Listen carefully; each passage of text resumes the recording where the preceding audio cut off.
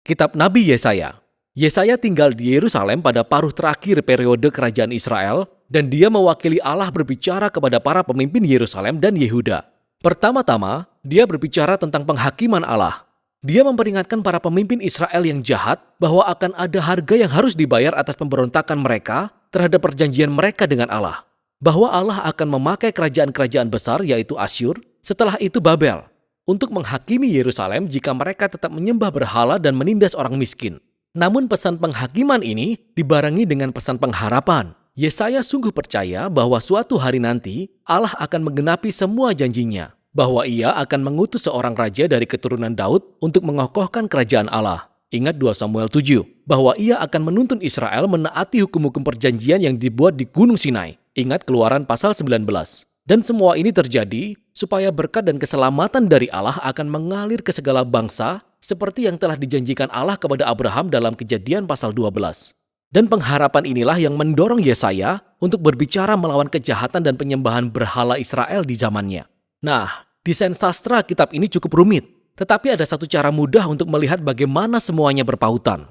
Pasal 1 hingga 39 terdiri dari 3 bagian besar yang berisi peringatan Yesaya mengenai penghakiman atas Israel. Dan semuanya berujung pada sebuah kejadian yang disebutkan di akhir pasal 39.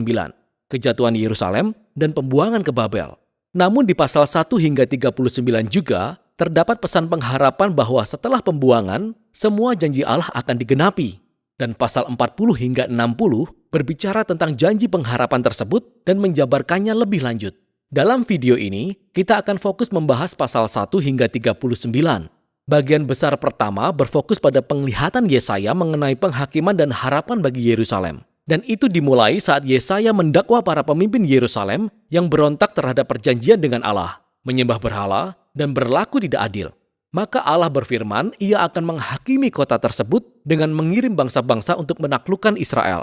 Yesaya berkata bahwa ini akan seperti api pemurnian yang membakar habis semua yang tidak berguna di Israel, untuk menciptakan Yerusalem baru yang dihuni oleh sisa orang Israel yang telah bertobat dan kembali kepada Allah. Dan Yesaya berkata bahwa pada saat itulah kerajaan Allah akan datang, dan semua bangsa akan datang di bait Allah di Yerusalem dan menemukan keadilan Allah, yang membawa era kedamaian dan harmoni universal. Nah, inilah alur cerita dasar Yerusalem lama, penghakiman yang memurnikan menuju Yerusalem baru yang akan diulang-ulang di sepanjang kitab ini dengan penambahan detail-detail yang semakin banyak. Jadi, di tengah-tengah bagian ini ada penglihatan hebat Yesaya di mana Tuhan duduk di tahtanya dalam bait suci dan dikelilingi oleh makhluk surgawi yang berseru, "Kudus, kudus, kuduslah Tuhan." Dan Yesaya tiba-tiba menyadari betapa najisnya dia dan umat Israel. Dan dia yakin bahwa dia akan dihancurkan oleh kekudusan Allah, namun ternyata tidak. Kekudusan Allah dalam bentuk bara yang menyala-nyala datang dan membakarnya, tapi bukan untuk memusnahkan, melainkan memurnikan dia dari dosa-dosanya. Dan saat Yesaya merenungkan pengalaman aneh ini, Allah memberikan tugas yang sangat sulit baginya. Dia harus terus memberitakan penghakiman yang akan datang ini. Akan tetapi karena Israel telah mencapai titik di mana mereka tidak bisa kembali, peringatannya akan memiliki efek paradoks yang justru mengeraskan hati mereka. Tetapi Yesaya harus percaya rencana Tuhan. Israel akan ditebang seperti pohon dan ditinggalkan seperti tunggul di ladang. Dan tunggul itu sendiri akan terbakar dan hangus. Tetapi setelah hangus, Tuhan berkata bahwa tunggul yang membara ini merupakan tunas yang kudus yang akan bertahan hingga masa mendatang. Ini adalah tanda kecil akan harapan, tetapi siapakah atau apakah tunas kudus itu? Sisa bagian ini memberikan jawabannya. Yesaya menghadap Ahaz, keturunan Daud dan Raja Yerusalem, dan memberitakan kejatuhannya. Allah berfirman bahwa kerajaan Asyur yang pertama-tama akan menebang Israel dan menghancurkan negeri itu. Tetapi masih ada harapan. Karena janji Allah kepada Daud, setelah penghancuran ini ia akan mengutus raja baru bernama Immanuel, yang artinya Allah beserta kita. Dan kerajaan Immanuel akan membebaskan umat Allah dari kerajaan-kerajaan penindas yang kejam. Dan Yesaya menggambarkan raja ini seperti tunas kecil yang akan muncul dari tunggul lama keluarga Daud. Raja ini adalah tunas kudus yang dimaksud dalam pasal 6. Dan ia akan diberi kuasa oleh Roh Allah untuk memerintah atas Yerusalem baru dan membawa keadilan bagi orang miskin, dan semua bangsa akan mencari Raja Mesianik ini memohon tuntunan. Kerajaannya akan mengubahkan semua ciptaan dan membawa damai. Nah, setelah membaca pasal 1-12, kita memperoleh pemahaman yang cukup baik mengenai pesan penghakiman dan pengharapan Yesaya. Tapi kapankah ini akan terjadi? Yesaya melihat kerajaan lainnya bangkit setelah Asyur, yakni Babel yang juga akan menyerang Yerusalem dan memang berhasil menghancurkannya. Dan ini membawa kita ke bagian selanjutnya kitab ini. Jadi pertama-tama, kita mendapati sekumpulan puisi yang berbicara panjang lebar tentang penghakiman dan harapan Allah bagi bangsa-bangsa. Pertama-tama, kita melihat kejatuhan Babel dan bangsa-bangsa tetangga Israel. Yesaya dapat melihat bahwa kekuatan Asyur yang hebat suatu hari nanti akan digantikan oleh kerajaan Babel, bangsa yang bahkan lebih merusak dan sombong. Raja-raja Babel mengklaim bahwa mereka lebih tinggi dari semua allah lainnya dan karenanya Tuhan bersumpah untuk meruntuhkan Babel. Dan bukan hanya Babel, Yesaya juga menyebutkan tetangga-tetangga Israel yang juga memiliki kesombongan dan ketidakadilan yang sama dan memprediksikan kehancuran penghabisan mereka. Tetapi ingat, bagi Yesaya, penghakiman Tuhan tidak pernah menjadi keputusan akhir bagi Israel atau bangsa-bangsa. Dan itu mengarahkan kita ke bagian selanjutnya dengan rangkaian puisi-puisi yang menceritakan kisah dua kota. Ada sebuah kota yang angkuh yang meninggikan dirinya di atas Tuhan dan menjadi jahat dan tidak adil. Kota ini adalah model manusia pemberontak dan digambarkan dengan bahasa yang dipinjam dari uraian Yesaya di awal tentang Yerusalem dan Asyur dan Babel yang disatukan.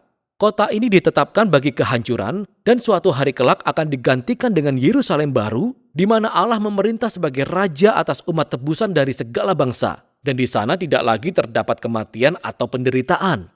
Pasal-pasal ini adalah klimaks di bagian ini dan menunjukkan bagaimana pesan Yesaya merujuk jauh melampaui masanya, yakni sebuah pesan bagi semua orang yang menantikan Tuhan untuk membawa keadilannya atas kerajaan-kerajaan penindas yang kejam dan membawa kerajaannya yang penuh keadilan, kedamaian, dan kasih yang memulihkan.